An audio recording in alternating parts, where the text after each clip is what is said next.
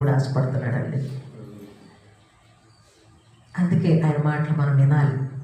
ఎవరు కూడా దేవుని మాటలను పోగొట్టుకోకూడదు. మరి ముఖ్యంగా సండే, ఆదివారం, అది ఆయన ఆశీర్వదించే దినం. అది చూస్తాడంట దేవుడు. నా బిడ్డలైన వారు, నన్ను ఆశ్రయించిన వారు, నన్ను నమ్మిన వారు అందరూ వచ్చారా చర్చిలోకి అని ఆయన కనుదృష్టి ఉంటుందంట. కాబట్టి మనం ఆదివారపు ఆరాధన మానకూడదు. ఆయన మాటలు వినడానికి ఎప్పుడు నిర్లక్ష్యంగా ఉండకూడదు. ఎప్పుడు ఆసక్తితోనే ఉండాలి. అది అది అంటే శరీర ఆహారం అయితే మనకు యాక్సం అవుతుంది, కానీ ఆత్మీయ ఆహారం ఎప్పుడు ఏమి ఎంత తిన్నా మన ఆత్మీయ బలం పెరుగుతుందే కానీ తగ్గదు. అదే శరీర ఆహారం తిన్నామనుకో, తినాల్సినంతగా ఎక్కువ తినేసామనుకోండి, ఏమవుతుంది?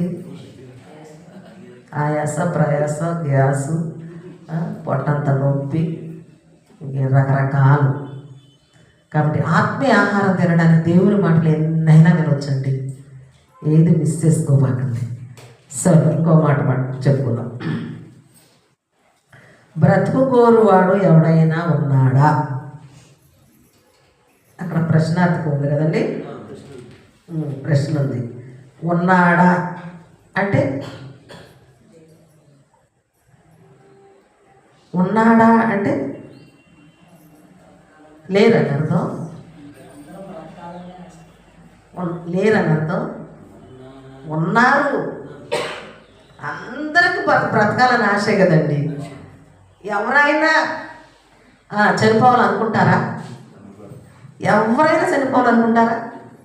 ఎవరైనా సరే బ్రతకాలి, భూమి మీద బ్రతకాలి బ్రతకాలి అని అనుకుంటాను. అందుకే కదా మరి అనారోగ్యం వచ్చింది కదా, చచ్చిపోతాంలే, హాస్పిటల్కి వెళ్దాం, ఎందుకు వెళ్దాం అని అనుకుంటామా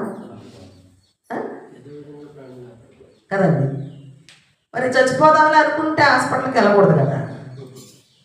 కానీ అందరూ బ్రతకాలని ఆశ ఉంటుంది కాబట్టి హాస్పిటల్కి వెళ్తాం, ఎన్ని డబ్బులైనా ఖర్చు పెడతాము కదండి.